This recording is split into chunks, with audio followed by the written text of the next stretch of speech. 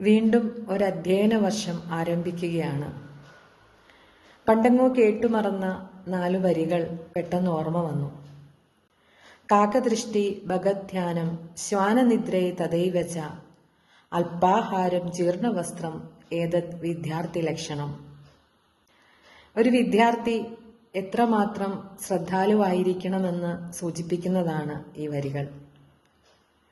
ഭൂമിയിൽ വിതറിക്കിടക്കുന്ന ധാന്യമണികൾ കണ്ടെത്തുന്നതിൽ എത്രത്തോളം ശ്രദ്ധയാണ് ഒരു കാക്ക കൊടുക്കുന്നത്, അതേപോലെ ശ്രദ്ധ ഒരു വിദ്യാർത്ഥിക്ക് ഉണ്ടാവണം.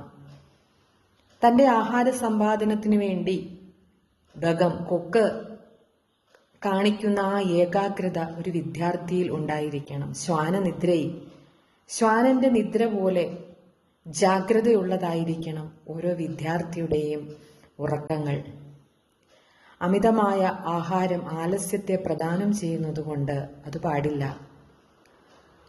അന്നവസ്ത്രാദികളിൽ അമിതമായ ആഗ്രഹം പാടില്ല. ഇതാണ് ഒരു വിദ്യാർത്ഥിക്ക് ഉണ്ടാവേണ്ട ലക്ഷണങ്ങൾ എന്ന് പറയുന്നു.